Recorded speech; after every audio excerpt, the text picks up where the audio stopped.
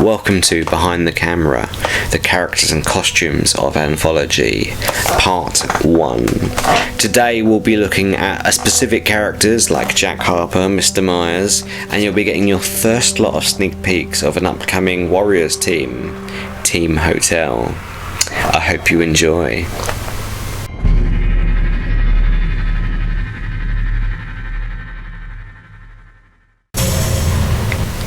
Mr. Myers. Mr. Myers is an interesting one to talk about because he's the first character we see with the object after the West Sussex incident begins. After Frost has ended his life, we meet Mr. Myers just as he's about to exit a snowy storm. So he's all tucked up in his jacket, he's got his general object legacy costume on. And then when we get into final report, which is set over several years, we see slight variations of his costume. We see the jacket come off, we see different colours, we see the shirts getting smaller and longer again as the years go on and the time passes by. We also get a glimpse of what Mr. Myers would look like as a warrior, as he used to be back then and maybe in the future again, with two alternatives of this costume that we have. This is a very old warrior's costume that he's almost kept along the lines, and this old tactical vest has been with him a long time. He's got all these badges on the side to memorise. He almost like the years that have gone by in his career. And we have two different shirts. We have his long sleeved shirt and obviously the short sleeve t-shirt that he wears in variations of different days. Mr. Myers' development's almost the opposite to Jack, as he starts off quite low and down. When we first meet him in the Fear Inside, he's just lost his children. He goes on the look out for them, almost bringing back those primal urges from when he was younger as part of the Warriors. But obviously as things go on and time and reality changes, that caring father figure part of the character comes back out and outshines the warrior side of that character. So it's nice to see the character loosen up a bit and become a more happy, relaxed, loving parent. But also what you'll notice is while he is on the up and up and up, there is still that just little inkling of the warrior inside him, almost looking for excuse to let his primal urges out again. So that'll be interesting to see. Frost is an interesting character to talk about because we never truly see his face. The character has been betrayed by both me and my father for a particular reason, because we wanted to hide this character's identity, and that goes into the costume as well. He wears a very big jacket that covers almost the entirety of his body. It's very kind of wintry, so we really wanted to kind of hide who this person was and his connection to certain people. We know he has a connection with Mr. Myers, but as far as that, we don't know anything else as of yet. Detective Harper. We first meet Detective Harper all the way back in The Fear Inside, just as a police officer at the time reporting the mysterious disappearance of Jonathan and Andrew Myers. So he wanted someone that obviously looked like a detective, wearing the suit and the shirt, but obviously has a standard issue gun as well. And we also wanted to kind of show with the character, as the films go on and the character appears more, the kind of almost crazed look of someone that becomes obsessed with a case. So he starts almost not looking after himself, his hair gets a bit scruffy, he gets a bit of stubble, and obviously this character has a connection to another character that we have in the films, Jack Harper. He is the uncle of Jack Harper, as well as being the father of forthcoming characters we'll see in the future, Anna Harper, and obviously the ex-husband of Agatha Harper. Detective Harper has a very strange development. He becomes this closeted character that almost stays at home trying to find all the information he can on this case of the missing Myers family.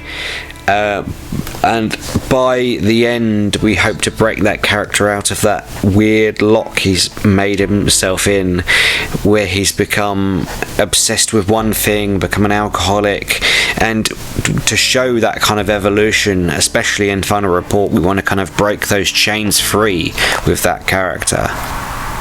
Jeffrey Taylor. Jeffrey Taylor is an interesting character to look at because he is not only the brother of Joanna Taylor, but he's also someone that works with Jack Harper. So when we meet Jeff properly for the first time in Object Legacy, we do get brief glimpses of him in The Businessman, but in the Object Legacy we essentially only see him over one extended period of a day, so he's only wearing this main suit aside from the pajamas he's wearing at the beginning of the film, so we only really see those two costumes.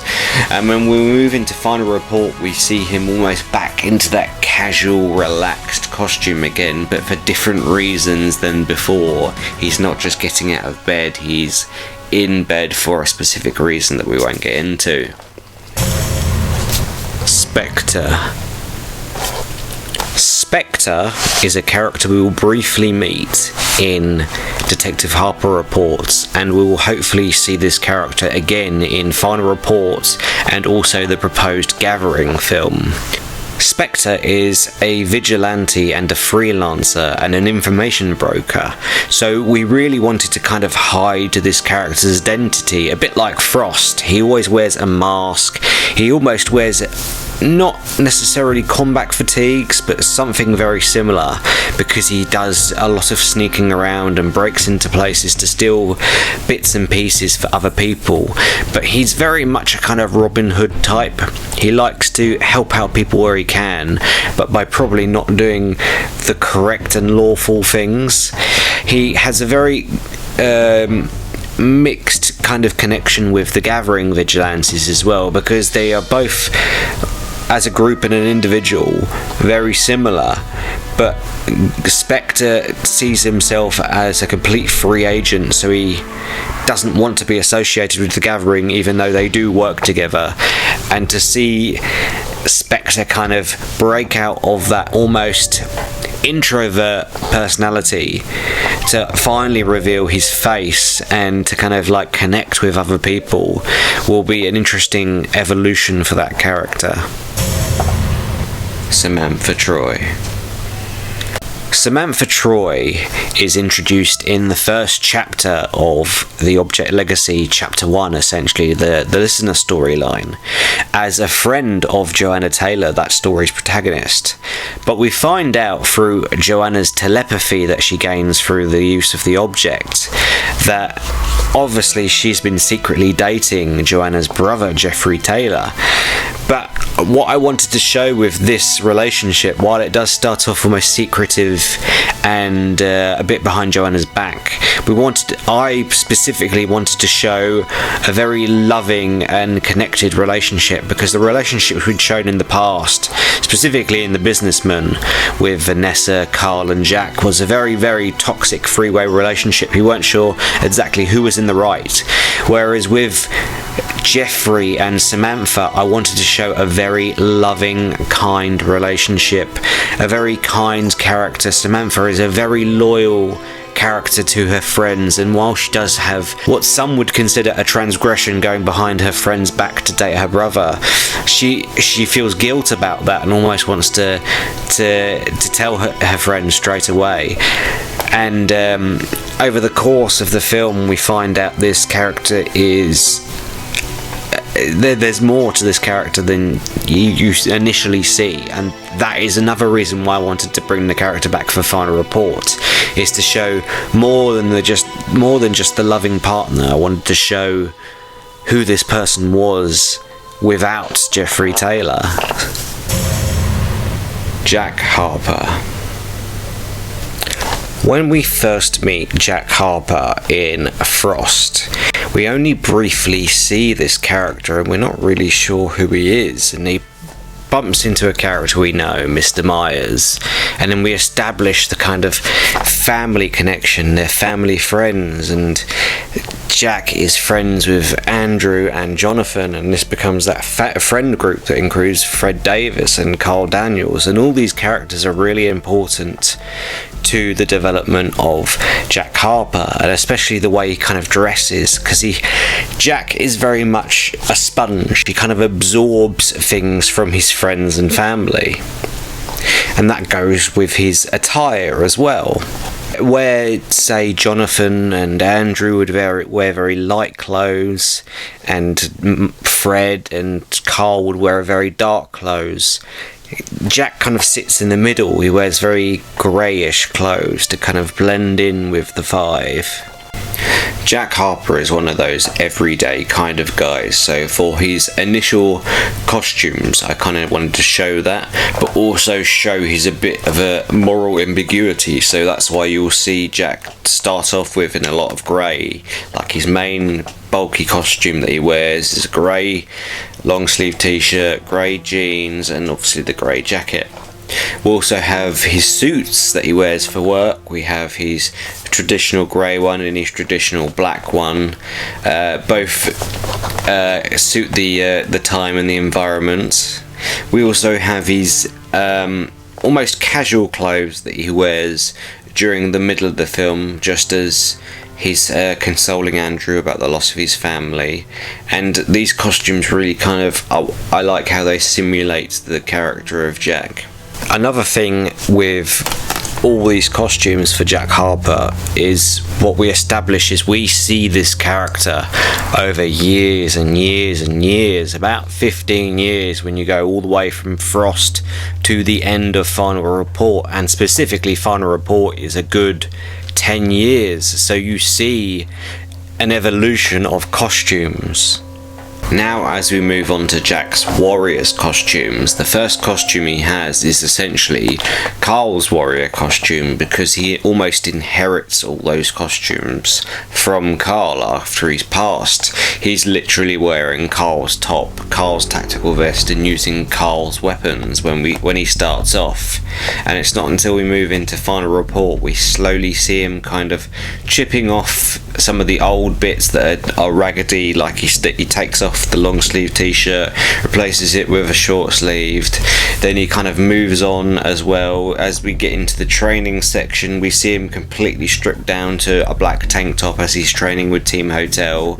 And then we move on further to an unsolicited time of his career, shall we say, where he's been made a commander of Team Echo. So he's got the commander fatigues on, as well as a brand new tactical vest, which is his own distinct tactical vest. He's now moved away from almost the shadow of Carl now and become his own version of what he insinuates to be a warrior. Now, these next two costumes, I can't really discuss too much of the detail. Let's just say this is a nomad version of Jack. It's a version of Jack late in the future. The first one we see is him hooded, almost disguising himself. And then the second one is an evolution of that, where we see him with an even greater sword than he has in the first scene. This is a sword that's been inherited by his mentor at the time, and that's a running theme with Jack, with his costumes and his weapons, is he likes to collect things from characters around him and almost use them as keepsakes, like the assault rifle he gets after using all of Carl's weapons is from his training officer Owen, and the sword he gets later in line is from a character that we'll meet later down the line. I love how with Jack's costumes, as they progress, you almost see the character aging. Like, he starts off almost a bit angsty in the beginning of Frost / the businessman when we first see him in that costume, and as his costumes start to develop and go up, you see him almost grow in age. But almost while you see him grow in age, you see his morality tip a little bit, and his costume goes darker and darker and darker as he's optimism almost goes down and down and down. So that would be an interesting way to show that character's development as we go through in the costumes. Warriors Team Hotel. Davis O'Neill. Davis is the leader of the future team we will see of the Warriors Team Hotel, and I wanted to have a very distinct look for Davis. I wanted him to have a very militaristic look. I wanted him to almost be all in full body armour, and the person in question who would be playing the role specifically chose out the weapon he wanted, the Spaz shotgun. So it's going to be an interesting character to see, because what makes this character so unique is when it comes to leaders, you expect this kind of disciplined, firm, almost crack the whip, but Davis is very much there for his team. He considers his team brothers and sisters, but there's an underlying respect under there that you will see in these scenes that we see these characters. Like they're willing to joke around with this character, but they know at an instant he could crack the whip and they'll do literally anything he will say. Jessica Park. Jessica is the second in command of Team Hotel, and she's essentially the strategist and the brains between most of their infiltration and attack missions. She's the team heavy, and she's also the team spotter, especially working with David, who is the team sniper. So I wanted to kind of show that off in her costume. She's always got the walkie on her. She's always got two weapons on her, a kind of mid-ranged assault rifle, and on to the side she's also got a sniper rifle to help Davis spot enemies to shoot. She's also got this very stern characteristic where you're really not sure how to read her at first. She seems very closed off, but underneath that she has the undying respect of her teammates. David Issac. David is a very odd character probably out of all of them. All of Team Hotel, he's probably the quietest, but when he has something to say, most of the team members turn around and listen to what he says. He's the team sniper of the team, and he is very much someone that doesn't miss, so that's why he's always on team sniper duties.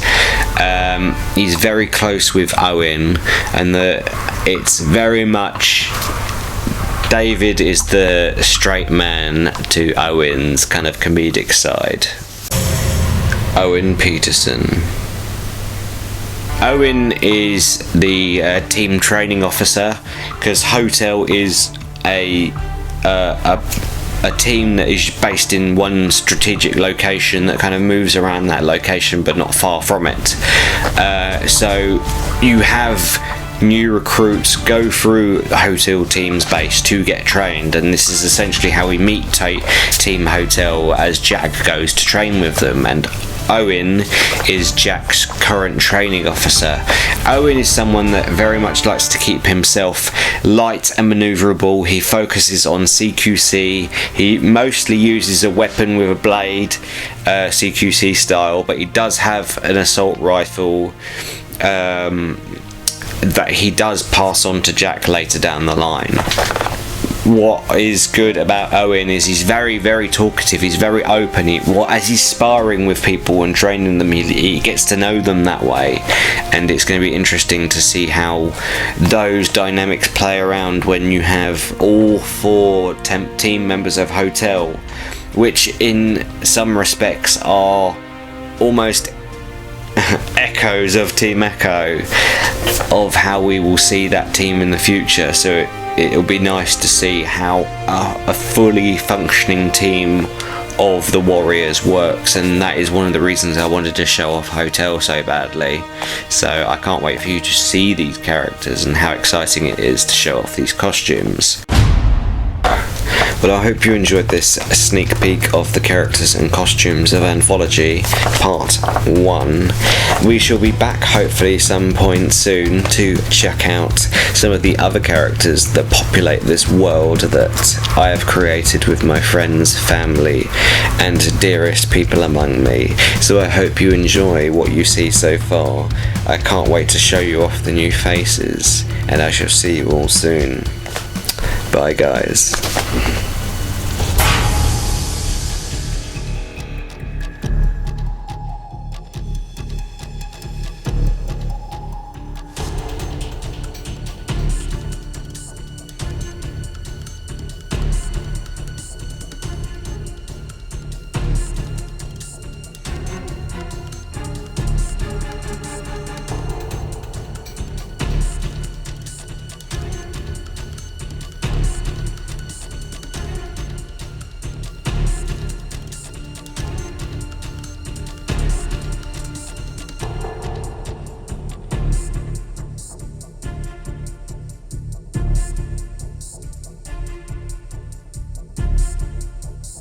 Now you're wild to get it right. No, I ain't gonna try.